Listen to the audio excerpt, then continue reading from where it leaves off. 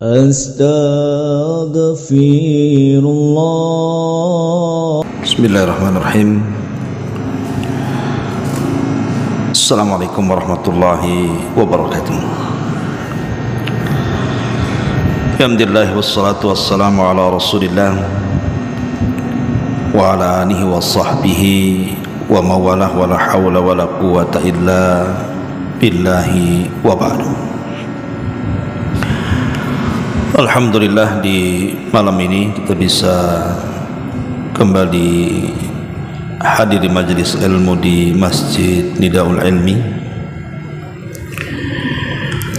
karena suasana juga masih suasana di permulaan bulan Dzulhijjah, di mana kita masih berada di hari-hari terbaik dunia. Maka pembahasan di malam ini pembahasan ringan tentang amalan-amalan yang dicintai Allah Subhanahu wa taala, yang sangat dianjurkan dilakukan di 10 awal bulan Dzulhijjah. Mengingat pahala yang orang melakukan amal saleh di dalam 10 awal bulan Dzulhijjah itu menyaingi jihad di jalan Allah Subhanahu wa taala. Bahkan orang yang beramal saleh di bulan Ramadan tidak lebih besar pahalanya dibandingkan orang yang beramal saleh di 10 awal bulan Dzulhijjah. Ma'asyiral muslimin yang dimuliakan Allah Subhanahu wa taala, lalu amal apa saja yang harus kita lakukan selain daripada amal-amal besar seperti ibadah haji, kemudian juga berkurban, kemudian juga berpuasa di tanggal 9 atau disebut dengan puasa Arafah, dan juga banyak mengumandangkan takbir dari tanggal 1 sampai tanggal 13 hari tasyrik. Banyak amalan-amalan di mana amalan-amalan ini selain daripada dicintai Allah Subhanahu wa taala, kalau dilakukan di 10 awal bulan Dzulhijjah justru pahalanya jauh lebih besar. Tidak memperpanjang muqaddimah. Pertama, sebuah hadis dari Abdullah bin Mas'ud radhiyallahu anhu. Dia berkata, Sa'altu Rasulullah sallallahu alaihi wasallam. Kata Abdullah bin Mas'ud, aku pernah bertanya kepada Nabi sallallahu alaihi wasallam, ayyul amali ahabbu ilallah. Rasul, amal apa saja yang paling dicintai Allah Subhanahu wa taala? Maka Nabi SAW mengatakan, as-salatu ala waqtiha, salat tepat waktu. Qala thumma ay, kemudian apa lagi wahai Rasul?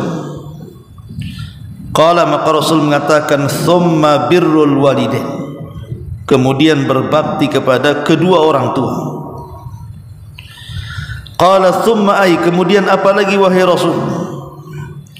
Qala al-jihadu fi sabilillah, berjihadlah di jalan Allah Subhanahu wa taala.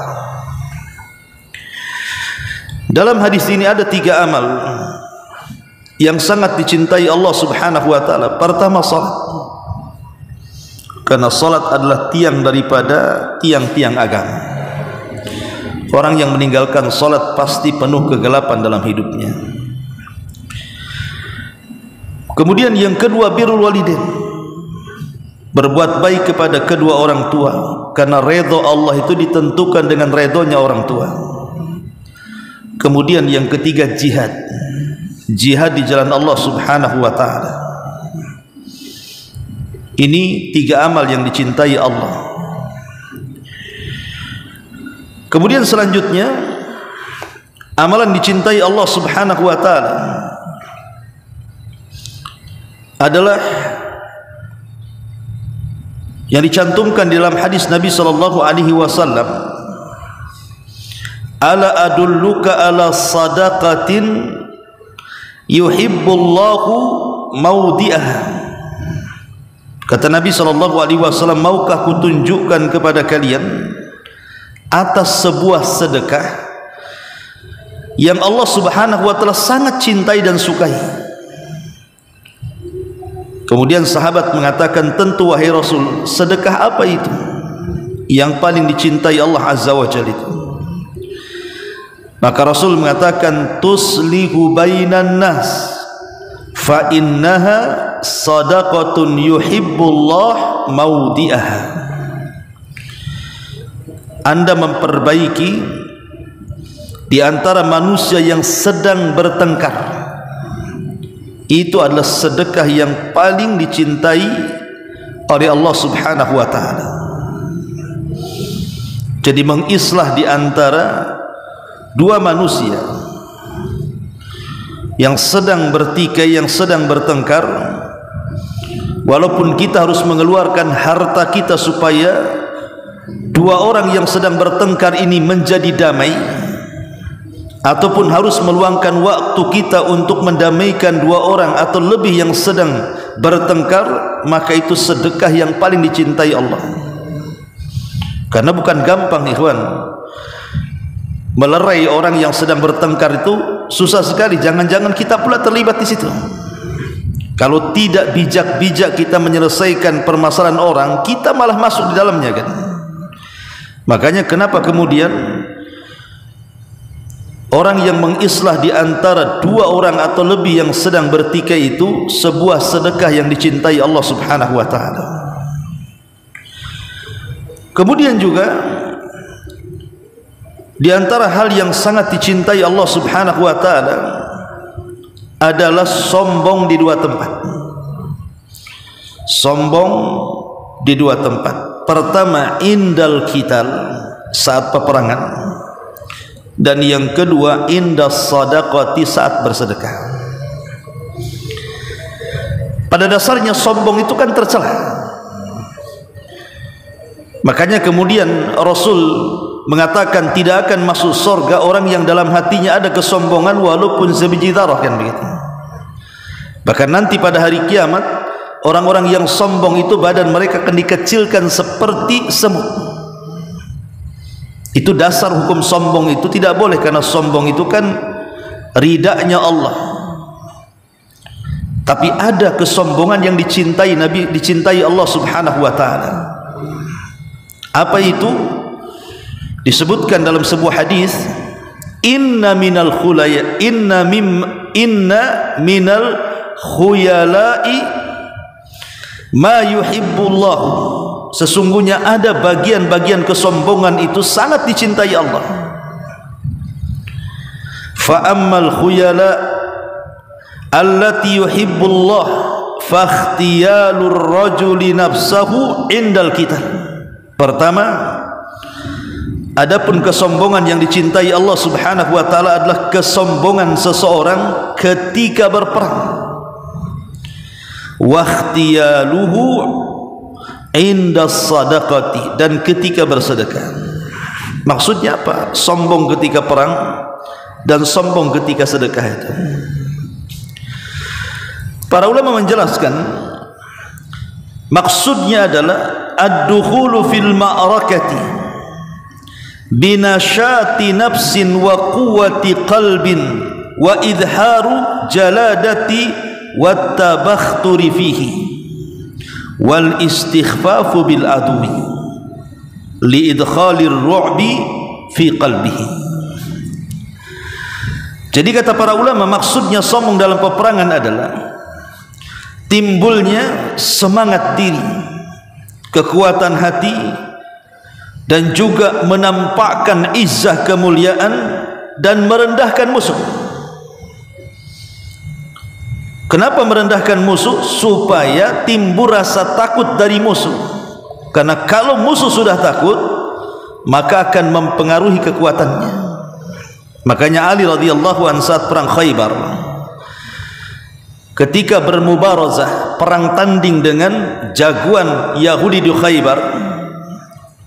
Apa kata Ali radhiyallahu an kepada Marhab itu? Namanya Marhab, jagoan Yahudi itu. Kata Ali radhiyallahu an, ana alladhi sammatni ummi Haidarah kalaithi ghabatin karihil mandara. Tahukah engkau wahai Marhab, saya ini adalah jagoan kampung. Ibuku memberi nama kepadaku sebagai singa hutan yang semua binatang-binatang takut kepadaku, katanya. Kemudian Ali pun bersyair merendahkan si Marhab ini. Itu kan sebuah kesombongan, ya. Merendahkan orang kan tidak boleh. Membanggakan diri dan merendahkan orang itu sebuah kesombongan. Tapi dalam peperangan justru sangat dianjurkan. Sebagaimana dusta itu dilarang, tapi dalam peperangan boleh, karena al-harbu kaidun. Namanya perang itu kan tipu daya, yang penting menang. Ini yang pertama. Dan yang kedua, sombong ketika sedekah. Apa maknanya? An yastakthira minas sadaqati fayu'tiha tayyibatan biha nafsuh min ghairi mannin wala istiqsarin. Maksudnya sombong ketika sedekah, dia memperbanyak sedekah dan dia memberi sedekah itu dari kerelaan dia dan dari hartanya yang baik, tanpa mengingat-ingat, menyebut-nyebut, dan tanpa pamrih dari orang yang disedekahinya. Ini makna sombong dalam sedekah. Artinya ketika dia bersedekah, dia tidak mau sedekahnya itu disebut-sebut, menyakiti orang yang disedekahinya, dan itu bagian dari kesombongan sebenarnya. Karena dia merasa cukup apa yang datang dari Allah, nih saya kasih uang, tidak perlu kamu harus membalasnya.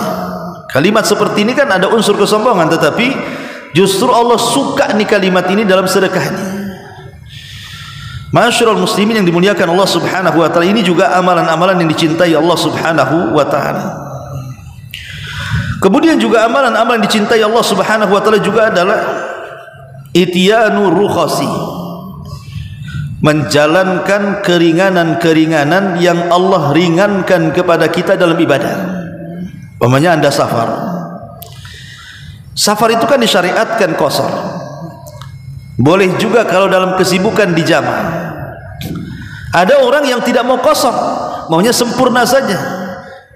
Padahal kalau seandainya dia mengqasar solat dari sempurna 4 rakaat jadi 2 rakaat gitu ya, seperti salat zuhur, asar dan isya, maka ini adalah amalan yang sangat dicintai Allah subhanahu wa ta'ala. Dalam sebuah hadis Nabi SAW mengatakan, innallaha yuhibbu an tu'ta rukhasahu kama yuhibbu an tu'ta azaimah. Allah itu senang kalau seandainya keringanan-keringannya dijalankan manusia, sebagaimana Allah juga senang ketika kewajiban-kewajibannya dilaksanakan. Jadi kalau Allah memberikan keringanan kepada kita, buat keringanan itu seringan mungkin. Pamannya tidak ada air ke sana kemari, tayamum, Allah suka. Ya. Kemudian ketika kita sholat tidak sanggup berdiri, duduk, itu keringanan. Ketika kita safar kemudian kita harus mengkosor-kosor, itu keringanan gitu ya. Lah orang yang menjalankan keringanan-keringanan yang Allah berikan kepada kita itu tanda amalan itu dicintai Allah. Justru sebaliknya, kalau kita tidak mengambil keringanan itu, justru itu dianggap sombong. Allah kasih keringanan kok kita tak mau pula. Maka ini juga diantara amalan-amalan yang dicintai Allah subhanahu wa ta'ala. Kemudian juga amalan-amalan yang dicintai Allah subhanahu wa ta'ala adalah yuhibbullahu al-halifu bih. Allah itu suka kalau kita bersumpah menggunakan namanya. Nabi SAW mengatakan, ahlifu billahi wa barru wasduqu fa innallaha yuhibbu an yukhlafu bihi. bersumpahlah kalian dengan menyebut nama Allah, berbuat baiklah kalian dan benarkanlah ucapan kalian, jujurlah ucapan kalian, karena Allah senang kalau seandainya dirinya dijadikan sumpah oleh makhluknya. Karena kalau seandainya seseorang bersumpah kepada selain Allah, hatta ke Ka'bah ataupun kepada diri Nabi Muhammad SAW saja tidak boleh. Pamannya demi Muhammad, tidak boleh. Karena Rasul sendiri yang mengatakan, man halafa bi ghairillahi faqad asyrak. Siapapun yang bersumpah kepada selain Allah, maka dia telah menyekutukan Allah. Bahkan ada istilah para ulama, bersumpah kepada Allah untuk sebuah kedustaan lebih baik dibandingkan berdusta kepada selain Allah untuk sebuah kejujuran. Saya ulang, bersumpah atas nama Allah untuk sebuah kedustaan itu masih lebih ringan dibandingkan bersumpah kepada selain Allah tapi untuk sebuah kedustaan, sebuah kejujuran. Kenapa? Karena kalau dusta itu dosa besar, tidak sampai taraf syirik. Tapi kalau orang jujur tapi bersumpah kepada selain Allah, maka dia terjerumus kepada kesyirikan. Walaupun itu syirkul asghar, syirik kecil, tapi dosa syirik kecil lebih besar dibandingkan dosa-dosa besar. Makanya kalau bersumpah kepada Allah, jangan kepada yang lain. Ini juga bagian daripada amalan-amalan dicintai Allah Subhanahu wa taala. Termasuk juga amalan-amalan dicintai Allah Subhanahu wa taala adalah amalan-amalan yang ringan tetapi dibuat santai dan istiqomah.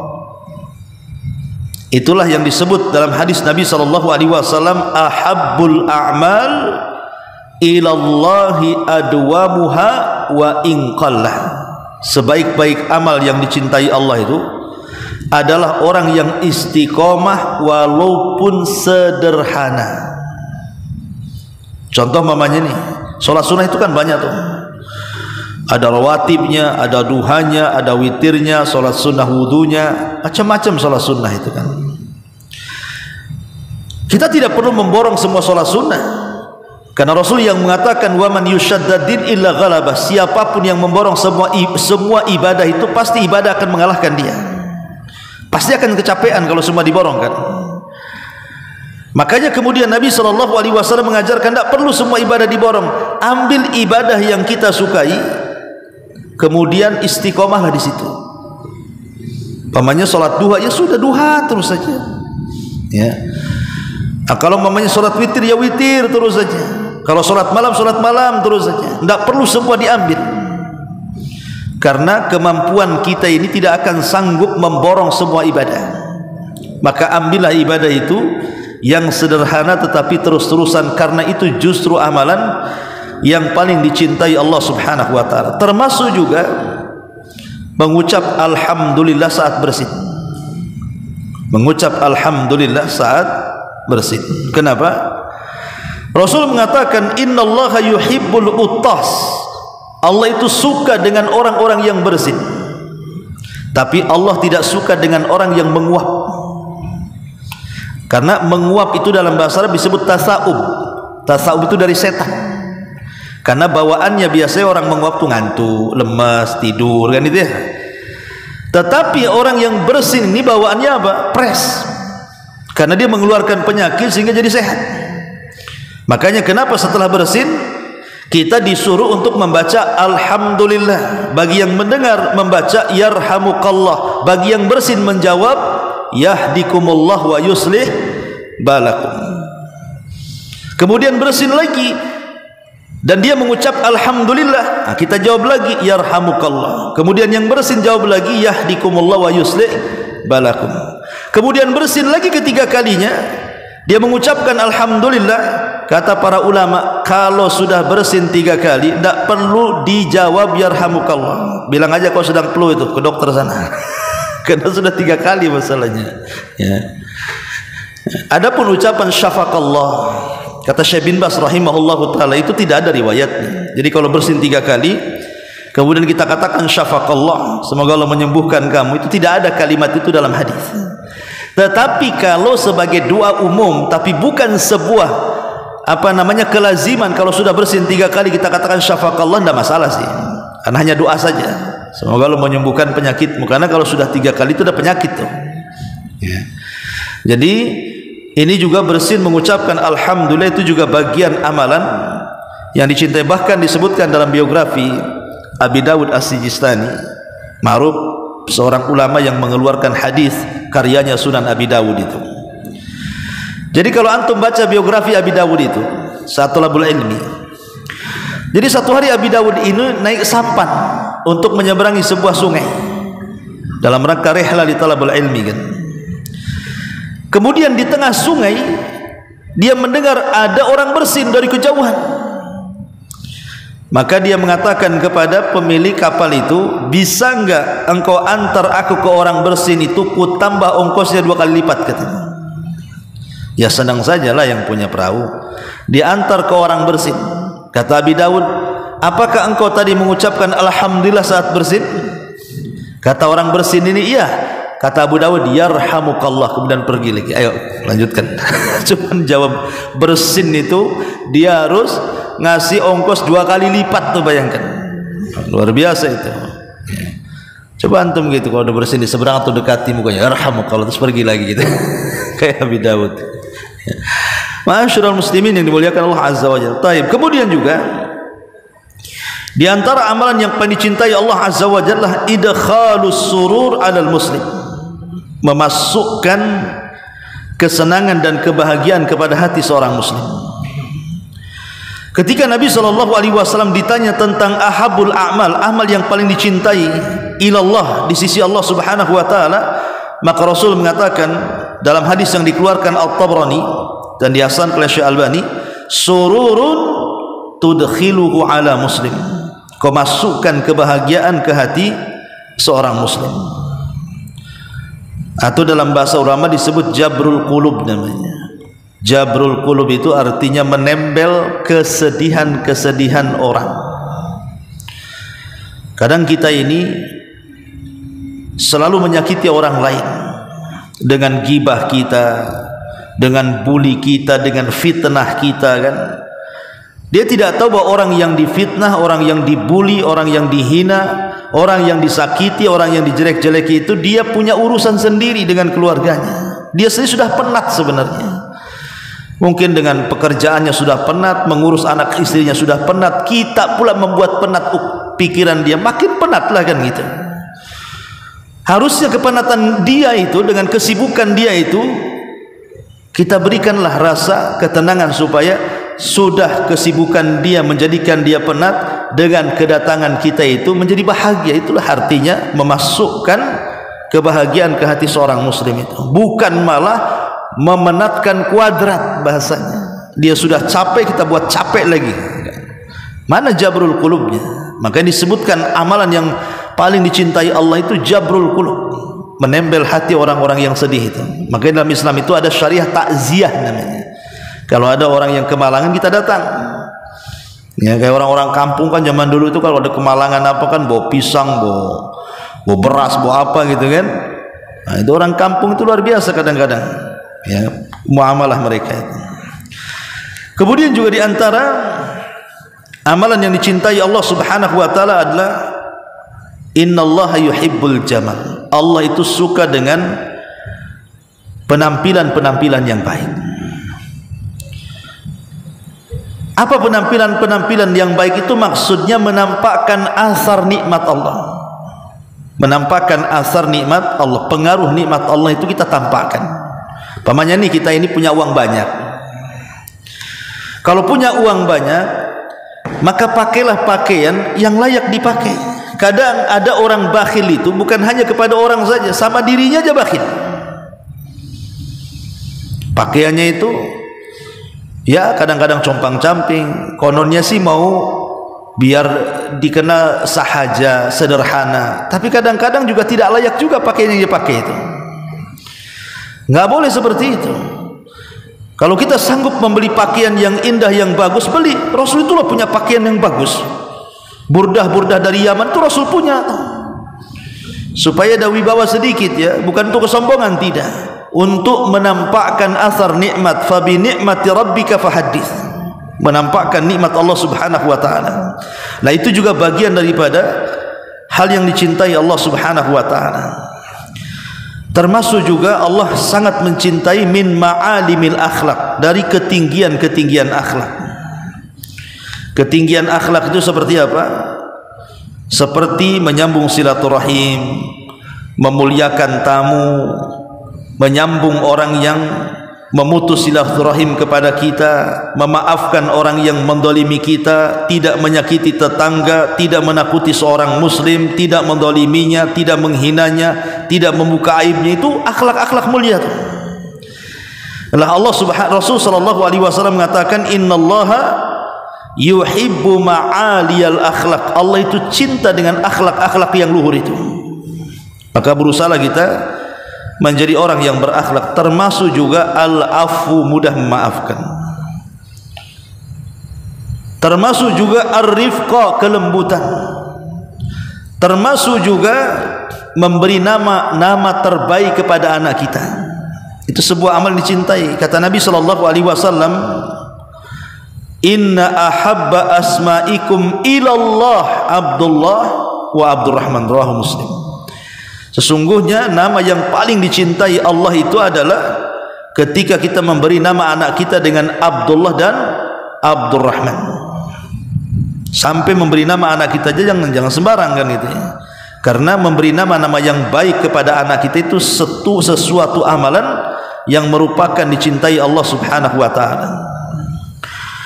Termasuk juga amalan dicintai Allah adalah al-ghiratu fi ribati, memiliki kecemburuan kepada keluarga yang bermaksiat. Umpamanya dia marah kalau anaknya buka aurat, marah kalau istrinya ghibah, marah kalau istrinya itu tabarruj, marah kalau anaknya tidak ngaji. Pokoknya dia punya kecemburuan dalam keluarga. Karena Nabi SAW mengatakan dalam sebuah hadis, minal ghirati ma yuhibbullahu, dari kecemburuan yang dicintai Allah Subhanahu wa taala adalah al-ghiratu fi ribati, cemburu dalam keluarga ketika melihat maksiat. Itu amalan yang paling dicintai Allah Subhanahu wa taala. Termasuk juga amalan yang dicintai Allah adalah itqanul amal. Itqan al-amal itu artinya kalau kita bekerja, kita mutkinkan pekerjaan itu. Karena Allah Subhanahu wa taala itu sangat mencintai apabila seseorang hamba beramal sebuah amalan kemudian dia istiqomah di situ. Amalan apa saja, baik dunia ataupun akhirat. Ya. Karena kalau ditekunikan sebuah amalan itu pasti akan menguasai lama-lama. Begitu juga ibadah, kalau ditekunikan lama-lama jadi biasa. Nah, itu juga salah satu amalan yang dicintai Allah Azza wa Jalla. Termasuk juga al-ilhah fid du'a, merengek di dalam berdoa. Nabi mengatakan innallaha yuhibbul mulihina fid du'a. Allah suka dengan orang-orang yang merengek saat berdoa. Kayak anak kecil minta sesuatu kepada kita lah kan begitu. Begitulah kita lakukan kita kepada Allah saat doa kita. Termasuk juga al-ihsan fil amali. Dalam hadis Nabi SAW mengatakan innallaha yuhibbu minal amili idza amila an yuhsina. Allah suka apabila seorang yang melakukan sebuah amalan dia berusaha untuk baik dalam amalannya. Umpamanya antum dipercaya menjadi tukang bangunan, membangunlah rumah saya. Betul-betul antum disiplin, berusaha, umpamanya bagus pekerjaannya. Itu Allah suka dengan orang yang seperti ini. Atau mungkin kita kerja di PT, kita jaga waktunya, kita jaga betul-betul amanahnya, apa yang harus kita kerjakan itulah kita kerjakan dan tidak hitung-hitungan. Itu Allah suka tuh orang kayak gitu tuh. Karena kita juga gak suka kan orang malas-malas kan.